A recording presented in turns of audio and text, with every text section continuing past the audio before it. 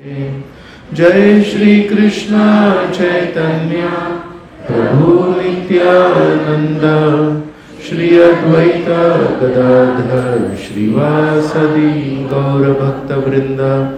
हरे कृष्णा कृष्ण कृष्ण हरे हरे, हरे राम राम राम हरे हरे।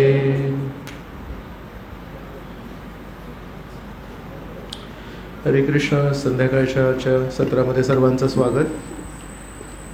आज आपण दुपारी शुकदेव गोस्वामींबद्दल ऐकलं आणि कशा प्रकारे शुकदेव गोस्वामींनी सर्व वेदांचा सार हा 7 दिवस आणि 7 रात्रांमध्ये वेगवेगळ्या कथांद्वारे मांडला आणि त्याचा फायदा असा झाला की परीक्षिताच्या जीवनामध्ये जे इतकं मोठं अनपेक्षित संकट आलं होतं, त्या अनपेक्षित संकटाला सहन करण्यासाठी, त्याला योग्य दृष्टीने बघण्यासाठी आणि योग्य दृष्टीने बघून त्याच्यावर मात करण्यासाठी त्याला योग्य चेतना मिळाली।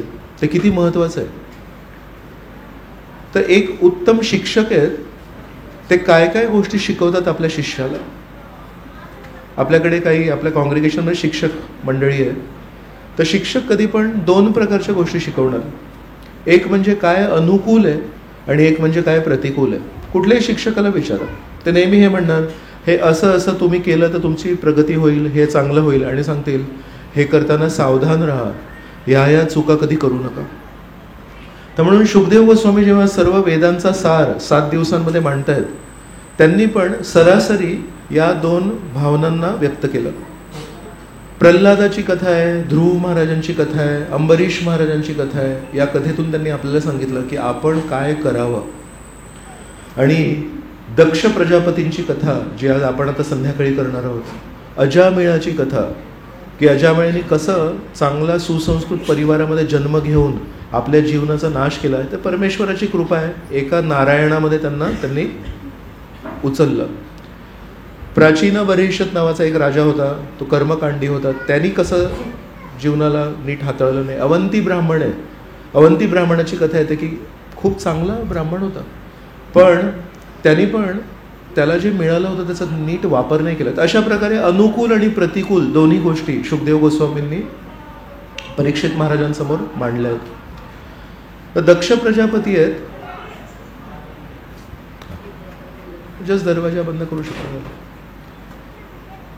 तर या ब्रह्मांडाच्या नियोजनासाठी, ज्याला आपण मॅनेजमेंट म्हणतो, एक सिंपल कॉलेजचं मॅनेजमेंट करायचं असेल तर काय काय असतं।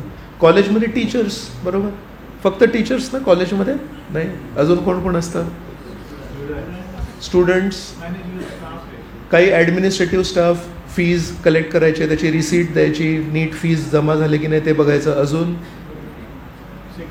सिक्युरिटी, क्लिनिंग स्टाफ, बरोबर, मेंटेनन्स, गार्डनिंग, बरोबर।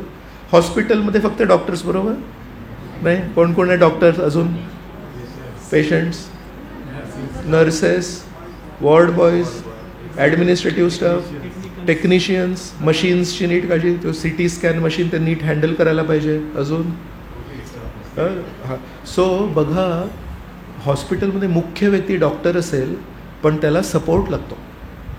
स्कूलमध्ये शिक्षक मेन आहे पण त्याला सपोर्ट लागतो। तसं या पूर्ण ब्रह्मांडाच्या मॅनेजमेंटमध्ये जरी देवता आहेत, ते मुख्य व्यक्ती आहेत, ते सगळे मॅनेजमेंट करत आहेत, पण ती पण एक पूर्ण मोठी सिस्टम आहे। तर त्याच्यामध्ये मग गंधर्व असतात, की कुठेही काही चांगला सोहळा असला की हे गंधर्व तिथे पोचणार आणि खूप सुंदर आवाजामध्ये गाणार आणि ते पूर्ण एक वातावरण निर्मिती करणार। अप्सरा असतात, अप्सरा तिथे सुंदर नृत्य करणार, का, अरे लोक आले आहेत तर त्यांना छान वाटायला पाहिजे। विद्याधर असतात, ते खूप हुशार असतात, बोलण्यामध्ये चंट असतात, जेव्हा त्यांना काही प्रश्न विचारले तर असे ते छानपणे मांडणार की लोक तिथे प्रसन्न होणार। ते हे पण सपोर्ट स्टाफ आहे। तसा एक सपोर्ट स्टाफ आहे प्रजापती। प्रजापती म्हणजे या भौतिक ब्रह्मांडाची निर्मिती होते, ज्यांना परमेश्वराशी पूर्णपणे अजूनही प्रेम नाही आहे, त्यांना एक वेगळं जग निर्माण करून दिले परमेश्वराने की इथे तुम्ही प्रयोग करा, माझ्याशिवाय तुम्ही सुखी राहू शकता का। आणि ते आहे भौतिक जगत। त्या भौतिक जगतामध्ये हे जे असंख्य जीवात्मे आहेत, त्यांना इथे स्थान देण्यासाठी, त्यांना एक भौतिक शरीर देण्यासाठी एक व्यक्ती लागतो, प्रजापती. प्रजापतीचं काम काय आहे? जनन. त्याच्याकडून त्याची सेवा काय? गंधर्वांची सेवा आहे गायची, अप्सरांची सेवा आहे नृत्य करायची, देवतांची सेवा आहे मॅनेजमेंट करायची. तसं प्रजापतींची सेवा काय आहे? उत्पत्ती निर्माण करायची. तर कश्यप ऋषी आहेत. कश्यप ऋषी हे सगळ्यात मोठे प्रजापती आहेत. कश्यप ऋषींनी एका पत्नीकडून सर्प आणि रांगणारे जे प्राणी आहेत त्यांना जन्म दिला, एका पत्नीकडून सर्व पक्ष्यांना जन्म दिला, एका पत्नीकडून मनुष्याला जन्म दिला. असे वेगवेगळे प्रजापती आहेत, त्यांच्याकडून तीच अपेक्षा आहे. तसे या प्रजापती श्रेणीमध्ये एक प्रजापती आहे, त्यांचं नाव आहे दक्ष. आणि दक्ष या संस्कृत शब्दाचा मराठीमध्ये जर भाषांतर केलं ते असतो उत्कृष्ट, किंवा इंग्लिशमध्ये मला सोपं पडेल एक्सपर्ट. दक्ष माणूस आहे हा, एक्सपर्ट आहे हा.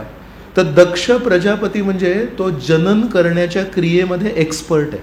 त्याला जी सेवा दिली होती ब्रह्मदेवांनी, ब्रह्मदेव सगळे पहिले व्यक्ती, तर ब्रह्मदेव सगळं सेवा वाटप करतात. तर त्यांना सांगितलं तू जनन कर. ॲक्च्युली त्यांनी खूप चांगली सेवा केली जनन करण्याची.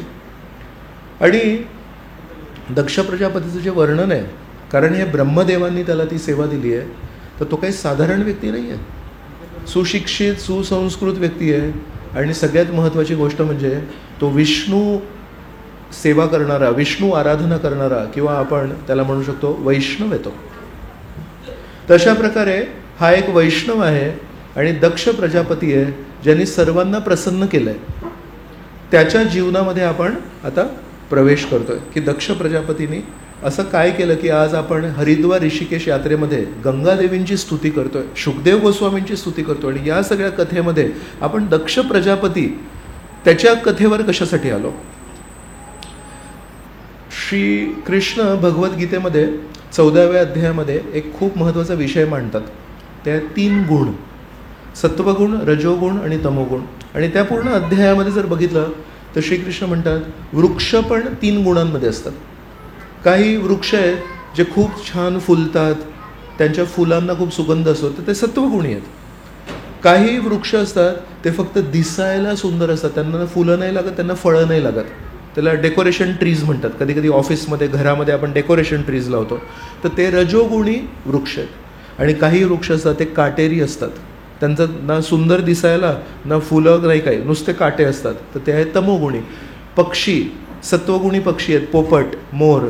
रजोगुणी पक्षी आहेत आपला कबूतर. आणि तमोगुणी पक्षी आहेत कावळा किंवा गिधाड, अशा प्रकारचे. राईट. तो प्राण्यांचे 3 गुणमध्ये विभाजन होतं पक्ष. तर श्रीकृष्ण म्हणतात हे जे 3 गुण आहेत हे सर्व व्यापी आहेत. एकही व्यक्ती याच्यातून सुटलेला नाही आहे जेव्हापर्यंत आपण भौतिक जगत आहोत. हे 3 गुण आध्यात्मिक जगतात नाही आहेत. मग जेव्हा आपण श्रीकृष्णांप्रती भक्ती करतोय, आणि ही भक्ती जर आता सध्या आपण भौतिक जगामध्येच करतोय, तर श्रीकृष्णांच्या गीतेमधल्या म्हणण्यानुसार जर 3 गुण सर्वव्यापी आहेत, तर भागवताच्या स्कंद क्रमांक 3 अध्याय क्रमांक 29 आणि श्लोक क्रमांक 8, 9, 10 हे जर तुम्ही बघितलं तर त्याच्यामध्ये कपिल ऋषी देवहूती मातेला जेव्हा बोलतायत तेव्हा सांगतात या जगामध्ये जेव्हा भक्ती करतो आपण, ती भक्ती पण 3 गुणांमध्ये प्रदर्शित होते. तर म्हणतात तमोगुणी भक्ती पण असते. श्रीकृष्णांची भक्ती पण ती तमोगुणी. असं कसं काय? भक्ती तर आपण म्हणतो शुद्ध भक्ती 3 गुणांच्या पलीकडे. हो, प्रकाश आहे, तो प्रकाशाचा रंग काय आहे कोणी सांगणार मला? बघा, ॲक्च्युली मी एकदम साधी गोष्ट विचारली, असं काय मी कठीण नाही विचारलं. प्रकाश. पण खरं याच्यावर जर आपण विचार केला तर प्रकाशाचा रंग नाही आहे. जेव्हा सूर्यप्रकाश असतो, कारण सूर्य ज्या प्रकारे येतात थोडा पिवळट प्रकाश असतो, या दिव्याचा प्रकाश आहे तो पांढरा प्रकाश आहे. इथे लाल बल्ब लावला तर लाल प्रकाश आहे. तर याचा अर्थ प्रकाशाचा रंग एका अर्थाने आपण कधी विचार पण नाही केला आहे आणि आपल्याला मूळ प्रकाश तत्व जे आहे त्याचा रंग माहिती नाही आहे. फक्त तो का पिवळा काचेतून जर तो प्रकाश आला तर तो पिवळा प्रकाश, लाल प्रकाश, बरोबर. याचा अर्थ शुद्ध भक्ती ही ॲक्च्युली निर्गुण आहे. पण शुद्ध भक्ती जेव्हा एका व्यक्तीद्वारे प्रदर्शित होते आणि त्या व्यक्तीमध्ये जर तमोगुण हा स्ट्रॉंग असेल तर ती भक्ती त्यांनी स्पर्श होते. भक्ती तत्व जे आहे ते शुद्ध आहे, निर्गुण आहे, पण ते प्रदर्शित होतं तमोगुणाने. जर भक्ती करणारा व्यक्ती मूळतः रजोगुणी असेल तर मग त्याची जी भक्ती असते त्याच्यामध्ये एक रजोगुणाचा एक थोडासा स्पर्श असतो. आणि जर एखादा व्यक्ती सत्वगुणी व्यक्ती आहे, तो जेव्हा भक्ती मार्गामध्ये येतो तेव्हा त्याला सत्वगुणाचा स्पर्श होतो. पण ॲक्च्युली भक्ती जी करायची आहे ही तमो, रजो आणि सत्वगुणाच्या पलीकडे करायची आहे. सो तमोगुणी भक्तीचे काही चिन्ह कपिल ऋषींनी सांगितलेत भागवतामध्ये. तर म्हणतात की हा जो व्यक्ती आहे हा दांभिक असतो आणि भरपूर मत्सर्य असतं. जरी तो भक्ती करतोय पण त्याच्यामध्ये मत्सर्य दिसतं आपल्याला. रजोगुणी भक्ती आहे त्याच्यामध्ये म्हणतात कपिल ऋषी की एक स्पर्धात्मक वृत्ती असते. आणि सत्वगुणी भक्ती आहे त्याचे पण गुण सांगतात की हा जो व्यक्ती हा भक्ती करतोय आणि त्याच्यामध्ये मात्सर्य नाही, त्याच्यामध्ये स्पर्धात्मक वृत्ती नाही, पण म्हणतो तो सत्वगुणी भक्ती जी करतो ना त्याला माहिती आहे की मी जेव्हापर्यंत कर्मबंधनात फसलो आहे तेव्हापर्यंत हे कर्माचे नियम जे आहेत ते माझ्यावर लागू होतील. कधी चांगले फळ मिळतात, कधी वाईट फळ मिळतात. आपण कधी आंबे घेतले असतील या उन्हाळ्याच्या महिन्यामध्ये, सगळे आंबे अगदी गोड निघाले का? पण आपण मागताना तेच मागितले सगळ्यात बेस्ट गोड आंबे दे, आणि तो पण म्हणतो साहेब तुम्हाला ना विशेष काढून ठेवले आहेत. पण जेव्हा कापतो काही गोड असतात, काही अतिशय गोड असतात, काही आंबट. सो कंट्रोल नाही करू शकत आपण. तसं हा जो सत्वगुणी भक्त आहे तो काय विचार करतो, जेव्हापर्यंत मी या भौतिक जगामध्ये भक्ती करतोय काही ना वरखाली होतच असतं. तर मी एक काम करतो, माझे सगळे जे कर्मफळ आहेत ते श्रीकृष्णांना अर्पण करतो. आणि श्रीकृष्णांना अर्पण करण्यामागे त्याची भावना काय आहे? श्रीकृष्णांना प्रसन्न करण्यासाठी तो नाही करत आहे, श्रीकृष्णांना आनंद देण्यासाठी नाही करत आहे. तो म्हणतो माझ्यावर हे ओझ आहे, कारण ती नेहमी अनिश्चितता राहते. तर जेव्हा पण मी चांगले कर्म करतो तेव्हा पण कधी कधी आंबट किंवा कटू मला अनुभव येतात. तर मला या कर्मबंधनाच्या त्या अनिश्चिततेतून बाहेर पडायचं आहे, म्हणून तो श्रीकृष्णांची सेवा करतोय. म्हणजे कुठेतरी स्वार्थ आहे. तर म्हणून सत्वगुणी भक्ती पण शुद्ध नाही आहे, ॲक्च्युली निर्गुण भक्ती करायची आपल्याला. तर सत्वगुणी भक्ती, रजोगुणी भक्ती आणि तमोगुणी भक्ती यांचा उल्लेख 3ऱ्या स्कंदामध्ये शेवटी कपिल ऋषींनी केला आहे. मग आता त्याला काहीतरी उदाहरण पण द्यायला लागतात ना, आपण फक्त असे तत्व मांडू शकत नाही. तर म्हणून 4थ्या स्कंदामध्ये 3 कथा येतात आणि या 3ही कथा तमोगुणी भक्ती, रजोगुणी भक्ती आणि सत्वगुणी भक्तीला थोड्या अनुसरून आहेत. तर 4थ्या स्कंदामध्ये पहिली जी कथा येते ती येते दक्ष प्रजापतीची कथा. तर दक्ष प्रजापती हा वैष्णव आहे पण हा तमोगुणी भक्ती करतोय. दुसरी कथा येते ध्रुव महाराजांची. तर ध्रुव महाराजांची कथा आहे ती आहे रजोगुणी भक्ती. त्यांना भगवंतांकडून काहीतरी पाहिजे होतं, स्वार्थासाठी त्यांनी भक्ती केली. आणि तिसरी कथा येते ती येते पृथू महाराजांची कथा. तर पृथू महाराजांची कथा आहे ती पूर्णपणे अशी सत्वगुणी भक्ती नाही आहे, पण काही गोष्टी त्या कथेतले ते त्या दृष्टीने. तर बरोबर 3ऱ्या स्कंदामध्ये त्यांनी जे तत्व मांडले त्याचे 3 उदाहरण मग 4थ्या स्कंदामध्ये येतात. तर त्याच्यातली आता आपण जी चर्चा करतोय ती आहे दक्ष प्रजापतींची कथा. तर ती आहे तमोगुणी भक्तीची कथा. तर दक्ष प्रजापतींबद्दल जेव्हा वर्णन केलं आहे, खूप वैष्णव आहेत आणि खूप चांगले आहेत. तर एक दिवशी त्यांनी त्यांच्या सभेमध्ये एक यज्ञ ऑर्गनाईज केला आणि त्या यज्ञामध्ये विष्णूंचीच आराधना होती. आणि कारण हे एवढे मोठे व्यक्ती आहेत, दक्ष आहेत, ब्रह्मदेव त्यांच्यावर खुश आहेत. तर त्यांच्या यज्ञामध्ये सगळे गंधर्व, सगळे अप्सरा, सर्व देवता, सर्व उपदेवता, सगळे कोटी जेवढे सगळे मुख्य लोक होते ब्रह्मांडातले ते सगळे आले आहेत. आणि सगळे अशा खुर्च्यांवर बसलेत आणि वाट बघतायत की हा यज्ञ कधी सुरू होईल. पण यज्ञ कधी सुरू होतो? यज्ञ सुरू होतो जेव्हापर्यंत जो मेन यजमान आहे तो येईल तेव्हा ना. मेन व्यक्ती तर दक्ष प्रजापती आहेत. तर दक्ष प्रजापती आलेच नाही. तर समजा आपण आपल्या घरी लोकांना विनंती केली आहे यायची, तर आपण तिथे ऑलरेडी गेटवर राहायचं आणि लोकांना स्वागत करायचं की आपणच गायब आहे आणि लोक येऊन स्वतःच खुर्ची बघतायत. तर बघा त्या पहिल्या घटनेवरूनच आपल्याला कळतं की हा जो व्यक्ती आहे ना, जरी हा सेवा करतोय पण दांभिकता याच्यामध्ये खूप आहे. तो म्हणतो मी सगळ्यात पहिले येऊन दरवाजावर सगळ्यांचं स्वागत नाही करणार. मी इन्व्हिटेशन दिलं आहे, ज्यांना यायचं ते येईल, त्याचं भाग्य की तो माझ्या यज्ञामध्ये भाग घेतोय. गायब, दक्ष प्रजापती गायब आहे. मग लोक तरी आले, त्यांना मान आहे, त्याच्या पोझिशनबद्दल मान आहे, लोक येऊन बसले आणि लोक आपापसात बोलत होते. तेवढ्यामध्ये उशीर होऊन दक्ष प्रजापती प्रवेश केले. तर जेव्हा दक्ष प्रजापतींनी त्या सभेमध्ये प्रवेश केला, त्यांच्या पूर्ण शरीरातून दिव्य कांती येत होती, चमकत होते, म्हणजे त्यांची पोझिशन खूप हाय आहे. आणि जसेच ते आले, सर्व देवी देवता, सर्व उपदेवता, गंधर्व, अप्सरा, जे सगळे लोक होते, सगळे असे बघून प्रभावित झाले. त्यांना कोणी कोणी लोक दिसतात ना, असे दूरूनच असे प्रभावित दिसतात. सगळेजण उठले, उभे राहिले. फक्त 2 जण उभे नाही राहिले. एक होते ब्रह्मदेव, कारण ते ब्रह्मदेव त्याचे वडील आहेत. तर मुलगा कितीही मोठा झाला आणि पूर्ण जग जरी त्याला नमस्कार करत असेल तरी वडिलांना गरज नाही नमस्कार करायची. तर ब्रह्मदेव नाही उठले आणि अजून एक व्यक्ती नाही उठले, ते होते शंकरजी. शंकरजी का नाही उठले? कारण शंकरजींचे डोळे आपण कुठल्याही चित्रात जर बघितले तर नेहमी असे अर्धे डोळे बंद असतात, बरोबर. तर 6व्या अध्यायामध्ये जर भगवद्गीता जर आपण वाचली तर त्याच्यामध्ये श्रीकृष्ण जेव्हा ध्यान योगाचं वर्णन करतात तेव्हा म्हणतात डोळे कधी पूर्ण नसतात बंद करायचे योग करताना. आणि ते तिथे जे काही वर्णन दिलं आहे 6व्या अध्यायामध्ये ते जर बघितलं आणि शंकरजींचा फोटो जर बाजूला ठेवला, पूर्ण मॅचिंग असतं. तसेच ताठ बसायला सांगतात कृष्ण भगवद्गीतेमध्ये. शंकरजी बरोबर ताठ बसलेले असतात. सम काया गिरो, मान आहे, डोकं आहे आणि शरीर आहे ते असं पाठीचा कणा स्ट्रेट पाहिजे, बरोबर शंकरजी तसेच बसलेले असतात. तर ॲक्च्युली शंकरजी आहेत ते ध्यान साधना करत असतात. तर शंकरजी तेव्हा तिथे बसले होते, सगळेजण आपापसात बोलत होते, पण शंकरजींना तो मोकळा वेळ मिळाला तर शंकरजींनी बरोबर श्रीकृष्णांवर ध्यान करत होते. आणि तेवढ्यामध्ये दक्ष प्रजापती आला, कारण हे समाधीस्थ आहेत. समाधी म्हणजे काय? समाधी म्हणजे परमेश्वरावर पूर्णपणे मनन करणे. तर शंकरजी पूर्ण समाधीस्थ आहेत आणि दक्ष प्रजापती आले. लोक उठले, लोकांनी नमस्कार केला, तो सगळा आवाज त्यांच्या कानामध्ये गेलाच नाही, समाधीस्थ होते. आणि दक्ष प्रजापतीने या पूर्ण सभेकडे बघितलं, म्हणाले हे उठले, ते उठले, ते उठले, ते उठले, सगळेजण उठले, माझे वडील नाही उठले, ठीक आहे, हा व्यक्ती का नाही उठला? तर त्याच्यासाठी एक कारण आहे. यांच्यामध्ये हा भाव का आला? दक्ष प्रजापतींची सर्वात छोटी मुलगी होती सती, आणि सतीला लग्नामध्ये त्यांनी शंकराला दिलं होतं.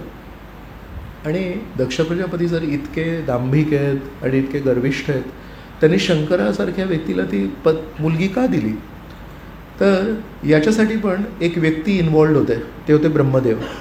तर ब्रह्मदेवांना माहिती आहे की शंकरजींचं स्थान काय आहे, आणि त्यांना माहिती आहे की सती इतकी छान मुलगी आहे, तर त्या मुलीला असा जर पती मिळाला तर आजही मी असं ऐकलं आहे की मुली जेव्हा त्यांना एक चांगला पती पाहिजे असतो तेव्हा शंकराला प्रार्थना करतात, आणि मुलं जेव्हा चांगली पत्नी पाहिजे असते तेव्हा पार्वतीला. तर आपल्या हिंदू धर्मामध्ये ते सांगितलं आहे. तर विचार करा, सगळ्या मुली शंकराला प्रार्थना करतात मला एक चांगला पती द्या. ते जर पती म्हणून पाहिजे असेल त्याला मुलगी कशी पाहिजे? तर ती मुलगी सती. म्हणून ब्रह्मदेवांनी दक्ष प्रजापतीला सांगितलं तुझी ही जी सती मुलगी आहे ना त्यासाठी एकच व्यक्ती आहेत योग्य, ते आहे शंकर. पण ते दक्ष प्रजापतीला तेव्हापासूनच ते काही पटलं नव्हतं, कारण दक्ष प्रजापतीला श्रीमंत पाहिजे होता. ते आहे, त्यांची श्रीमंती वेगळी आहे, त्यांची श्रीमंती आतमधली आहे. त्यांची श्रीमंती आहे की ते परमेश्वरावर क्षणोक्षणी नेहमी ध्यान करत असतात.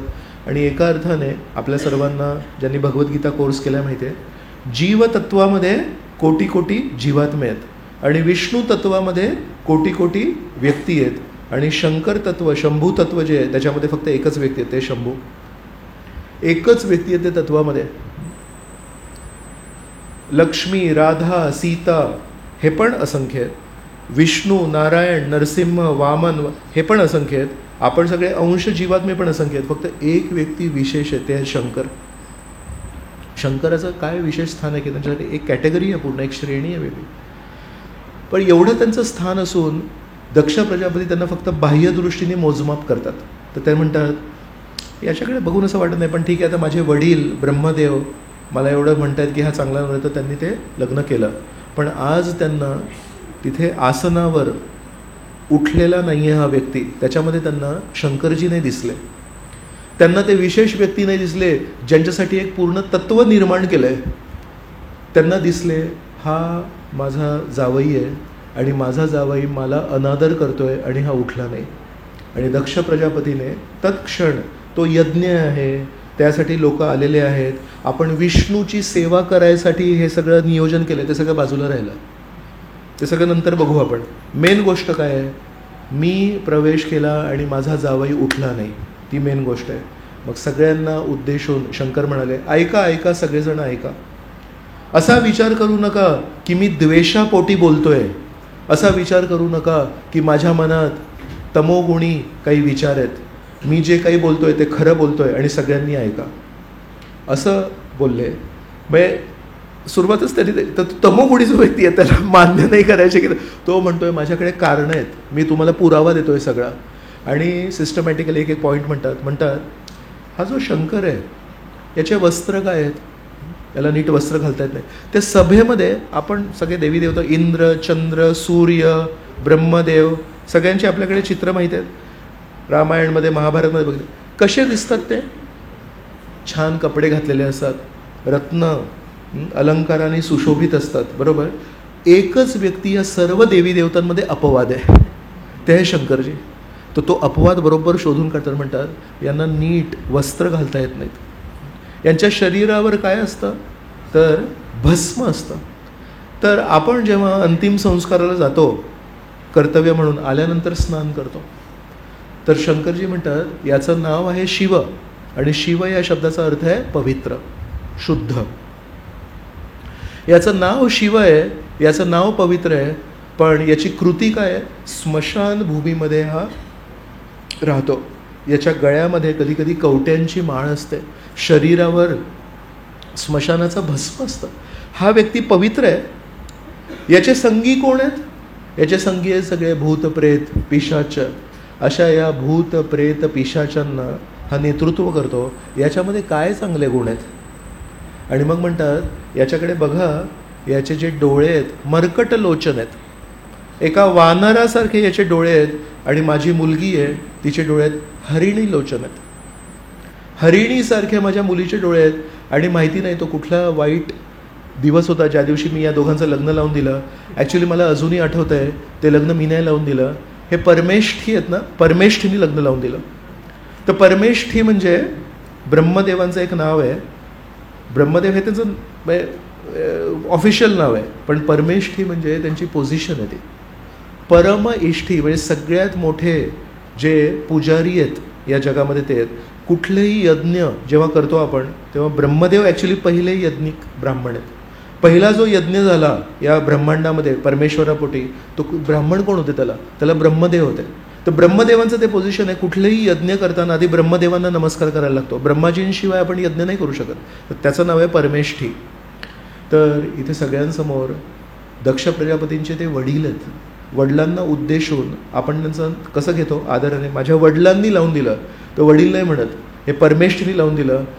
त्यांना इतका राग आलाय शंकरावर आणि त्यांना शंकराप्रती इतका सुरुवातीपासून द्वेष आहे की आज त्यांनी स्वतःच्या वडिलांना वडील म्हणून नाही स्वीकारलं. ब्रह्मदेवांना ते वडील म्हणून नाही स्वीकारलं. ते म्हणतात हे परमेष्ठी आहेत ना, या परमेष्ठीने सांगितलं. एका अर्थाने विश्वनाथ चक्रवर्ती ठाकूर म्हणतात सांगतायत ब्रह्मदेवांना अक्कल नाही आहे. सो ब्रह्मदेवांचं जे शरीर आहे ते पांचभौतिक शरीर नाही आहे. पृथ्वी जळ वायू त्यांचं पूर्ण शरीर आहे हे बुद्धितत्वानी बनलं आहे. जसं आपल्याकडे छोटीशी बुद्धी आहे आणि पृथ्वी जळ हे जास्ती आहे, त्यांचं पूर्ण शरीर बुद्धीचं आहे. तर ॲक्च्युली एक व्यक्ती आपण म्हणू शकतो की बुद्धिमान आहेत कमीत कमी, ते आहेत ब्रह्मदेव. आज सगळ्यांच्या समवेत सगळ्यांच्या समोर दक्ष प्रजापती म्हणतात यांना अक्कल नाही आहे. यांनी मला सांगितलं या मर्कट लोचनाशी मी माझ्या मुलीचा विवाह लावून दिला. आणि हे सगळं ते तापमान वाढतं आहे. आणि शंकरजी काय करत आहेत, शंकरजी तिथे शांतपणे बसलेले आहेत. आणि शंकरजी म्हणतात ठीक आहे बघू काय होतं आहे ते. शंकरजींनी एकही शब्द नाही काढला आहे. आणि मग दक्ष प्रजापती पाणी पितात, तोंड साफ करतात, पवित्र करतात आणि म्हणतात मी आता एक घोषणा करतो आहे, आजपासून कुठल्याही यज्ञामध्ये या अशा अपवित्र व्यक्तीला त्याचा यज्ञाचा भाग नाही मिळणार.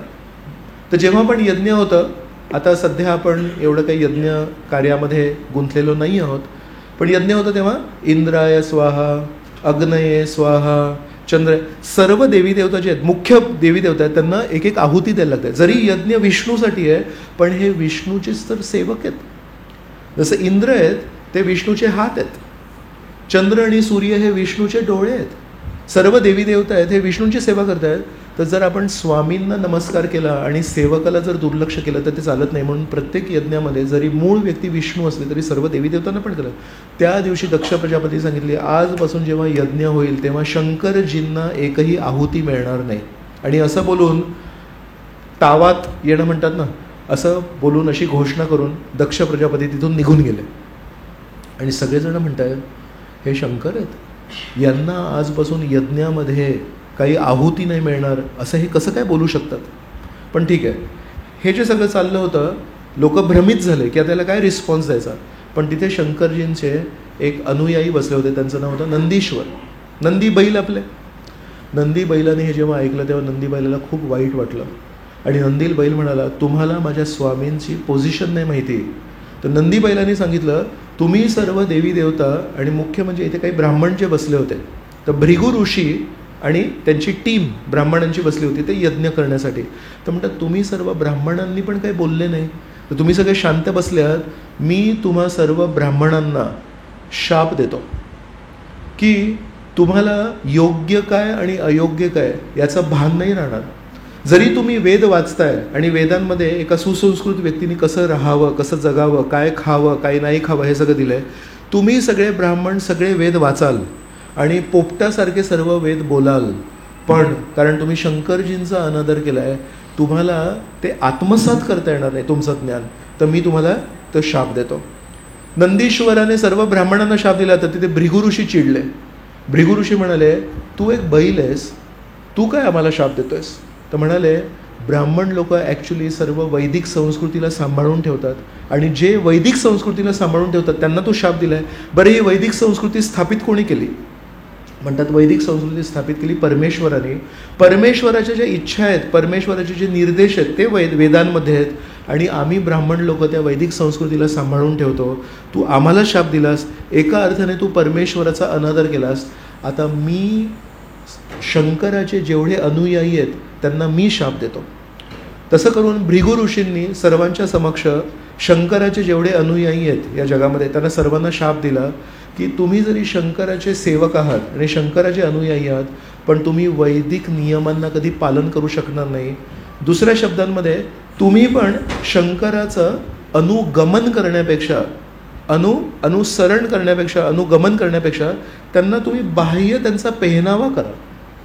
तर म्हणून त्या दिवशीपासून एक आपण बघतो की शंकराचे जे फॉलोअर्स आहेत, शंकराचे जे अनुयायी आहेत ते शंकराचं बाह्य अनुकरण करतात. म्हणजे काय करतात तर शंकर जसे थोडे बाह्य दृष्टीने अस्वच्छ राहतात तसे हे लोक पण कधी आंघोळ नाही करणार. अनेक वेळा जे शंकराचे जे अनुयायी असतात ते मद्यपान वगैरे करतात, भांग पितात. तर बाकी वैष्णव लोक कधी भांग नाही पित, पण शंकराचे हे लोक असं काय काय करतात.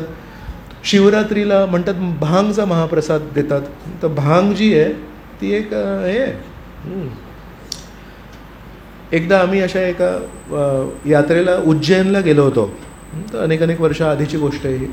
तर उज्जैनमध्ये नदीमध्ये स्नान केलं संध्याकाळी आणि जस्ट बसलो होतो, थोडा जप करत होतो. तर तिथून एक साधू आले, चांगले साधू होते, दाढी सॅफ्रन कपडे, आणि म्हणाले मला बघून म्हणाले तुमच्यासाठी पण प्रसाद आहे हा म्हणून. तर मी म्हटलं काय प्रसाद आहे. तर त्यांनी खिशातून बाटली काढली आणि ॲक्च्युली त्या बाटलीमध्ये दारू होती. पण म्हणाले हे मी ऑफर केलं आहे. उज्जैनमध्ये कोण राहतात, महाकालेश्वर राहतात, शंकरजी राहतात. तर शंकरजी ॲक्च्युली हे दारू वगैरे स्वीकार करतात का. जर ते परम वैष्णव आहेत ॲक्च्युली ते काय करतात हे सगळं स्वीकार नाही करत. पण मग ही प्रथा कशी सुरू झाली तर तमोगुणी व्यक्तींना जेव्हा इतर देवी देवतांकडे बघतात ते रिलेट नाही होत. त्यांची वागणूक, त्यांचे वस्त्र, त्यांचं जे स्थान आहे ते फक्त एका व्यक्तीला ते आयडेंटिफाय करू शकतात म्हणजे शंकरजी. तर म्हणून या लोकांना कुठेतरी स्थान देणं गरजेचं आहे. म्हणून शंकरजी त्यांच्याकडून ते स्वीकार करतात म्हणजे तिथे ठेवा, पण ते स्वीकार नाही करत. आणि ह्या सगळ्या ज्या गोष्टी आहेत त्यांच्या आजूबाजूला जे भूत पिशाच असतात ते सगळं ते स्वीकार करतात. शंकरजी कधी पण विष्णूला अर्पण करूनच स्वतः स्वीकार करतात. मग हा जो मांसाहार किंवा हे मादक पदार्थ जे अर्पण होतात ते बाकीचे भूत पिशाच ते स्वीकार करतात. तर अशा प्रकारे त्यांनी त्या दिवशी भृगु ऋषींनी हा शाप दिला की शंकराचे जे फॉलोअर्स आहेत त्यांना कधी वैदिक नियम पालन करता येणार नाही. आणि ॲक्च्युली आपल्या स्वामींचा जो मूड आहे तो स्वीकार करण्यापेक्षा ते स्वामींचे जे बाह्य क्रिया आहेत ते स्वीकार करतील आणि म्हणाले हे सर्व वेद परमेश्वराने दिले आहेत ॲक्च्युली परमेश्वराला स्वीकार करण्यासाठी, विष्णूंना स्वीकार करण्यासाठी. पण एवढे सगळे हे शंकराचे जे फॉलोअर्स आहेत ते ॲक्च्युली ज्ञान असू दे किंवा नसू दे नास्तिक होते. तर म्हणून शंकराचे जे फॉलोअर्स आहेत त्या शापानंतर त्यांच्यामध्ये एक बघितलं जातं की अद्वैतवाद किंवा मायावादाचा प्रसार करतात. आणि मायावाद जो प्रसार आहे, मायावादामध्ये काय म्हटलेलं आहे? मायावादामध्ये म्हटलेलं आहे आपल्या सर्वांचं जे हे शरीर आहे हे अशाश्वत आहे, हे भौतिक शरीर आहे, आत्मा शाश्वत आहे. याचा जो टोक आहे ते कुठपर्यंत नेतात?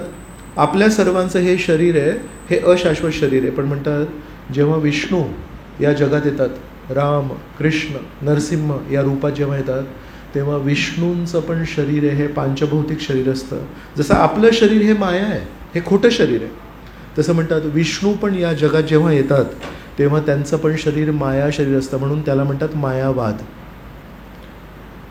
तर माया सगळीकडे पसरलेली आहे. पण आज आपण दुपारी चर्चा केली मायाधीश, मायाधीशांवरती नाही. 7व्या अध्यायामध्ये श्लोक क्रमांक 19 आहे. का सकाळ दुपारी पण मी बोललो, दैवी ही एषा गुणमयी मम माया, मम माया माझी दासी आहे ती, आणि जे मला शरण जातात त्यांना ती मायादेवी त्रास आहे. माम एव ये प्रपद्यन्ते मायाम येताम तरे. सो म्हणून श्रीकृष्ण जेव्हा या भौतिक जगामध्ये येतात ते मायाधीश आहेत, त्यांच्यावर त्या मायाशक्तीचा प्रभाव होत नाही. ही गोष्ट कोणाला कळत नाही. प्रभुपादांनी आपल्याला खूप सुंदर उदाहरण दिलं. म्हणाले तुरुंगामध्ये जेलरनी सर्व लोकांना कष्ट देण्यासाठी सगळं नियोजन केलं आहे. पण 15 ऑगस्टला किंवा 26 जानेवारीला गव्हर्नमेंटचे खूप मोठे कोणी प्रतिनिधी असतील, गव्हर्नर वगैरे असतील, त्यांना त्या जेलमध्ये प्रवेश करायला परवानगी लागते का नाही? आणि त्या जेलमध्ये जातात, काही ध्वजारोहण करतात, 2 शब्द काहीतरी चांगले सांगतात कैदींना, आणि जेव्हा बाहेर जातात तेव्हा त्यांना परवानगी घ्यायला लागते का नाही? तर म्हणतात गव्हर्नमेंटचे जे माणसं आहेत ते त्या जेलमध्ये कधीही जाऊ शकतात आणि कधीही येऊ शकतात. पण त्या जेलमध्ये जाण्यासाठी आणि बाहेर येण्यासाठी कैदींना ते नियम लागू नयेत. त्यांच्यासाठी सगळे नियम आहेत. तर म्हणतात आपण सगळे ते कैदी आहोत या भौतिक जगाच्या जेलमध्ये. तर आपल्याला जे नियम लागू होतं ते विष्णू संभवामी आत्ममाया. 4थ्या अध्यायामध्ये श्रीकृष्ण म्हणतात मी जेव्हा या जगात येतो स्वेच्छेने येतो आणि स्वेच्छेने श्रीकृष्ण निघून जातात. तर ही सिंपल गोष्ट शंकराचे जे मार्गाचं अनुगमन करतात त्यांना कळत नाही. का? तर ते भृगु ऋषींनी त्यांना तो शाप दिला आहे. अशा प्रकारे ती गोष्ट कुठपर्यंत पोचली की शंकराचे जे फॉलोअर्स आहेत ते नास्तिक ठरतील. आणि शंकराचे फॉलोअर्स नास्तिक ठरतील, ते परमेश्वराला समजू शकणार नाही. इथपर्यंत जेव्हा गोष्ट आली तेव्हा शंकर काय करत आहेत? शंकरांनी आधी दक्ष प्रजापतींनी विनाकारण त्यांना न विचारता त्यांच्यावर आरोप केला. त्यांना एवढं मोठं स्थान आहे त्यांचं, ते सगळं सोडून दिलं आणि त्यांना म्हटलं त्यांना मिळत. तेव्हा शंकर गप्प होते.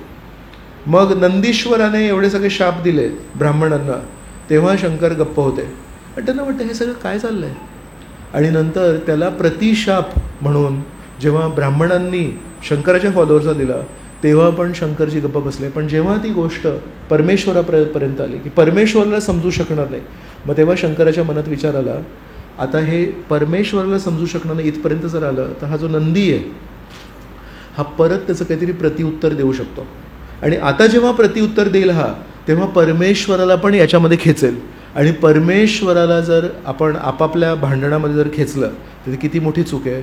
म्हणून शंकर आत्तापर्यंत शांत बसले होते, पण शंकर या क्षणी उठले आणि शांत चित्ताने तिथून निघून गेले. या पूर्ण प्रसंगामध्ये शंकर एकही शब्द नाही बोलले. शंकरांनी काहीही प्रतिसाद नाही दिला. म्हणून शंकराची जेव्हा या 4था स्कंद अध्याय क्रमांक 2 आणि श्लोक क्रमांक 2 हा या प्रसंगाची सुरुवात आहे. याच्यामध्ये विदूर मैत्रेय ऋषींना हा प्रश्न विचारत आहेत की तुम्ही म्हणालात सतीने आपलं शरीर त्यागलं. तेव्हा जेव्हा प्रश्न विचारतात तेव्हा म्हणतात कस्तम चराचर गुरुम निर्वैरम शांत विग्रहम आत्मा रामम कथम द्वेष्टी जगतो दैवतम महत. याच्यामध्ये शंकराची स्तुती करतात. म्हणतात चर अचर गुरु. शंकर हे सर्वांना मार्ग दाखवणारे गुरु आहेत की आपण जीवन कसं जगायचं. निर्वैरम, शंकर हे नेहमी निर्वैर आहेत. म्हणतात शांत विग्रहम, नेहमी शांत असतात. आत्मा रामम, त्यांना बाह्य कुठली वस्तू नाही पाहिजे खुश होण्यासाठी, ते आपल्याच अस्तित्वामध्ये जे परमेश्वर आहे त्यांच्यावर ध्यान करतात आणि खुश असतात आणि म्हणतात जगतो दैवतम महत, एक खूप महान देवता आहेत. हे असे सद्गुण संपन्न शंकर आहेत, यांच्यावर दक्ष प्रजापती का क्रोधित झाले, इथून या कथेची सुरुवात होते. तर हे शंकर आहेत, तिथून निघून गेले. तर शंकर असे व्यक्ती आहेत, कदाचित एकच असे व्यक्ती आहेत, स्वतः गृहस्थ आश्रमात आहेत, पण सर्व संन्यासी या शंकराकडून प्रेरणा घेतात.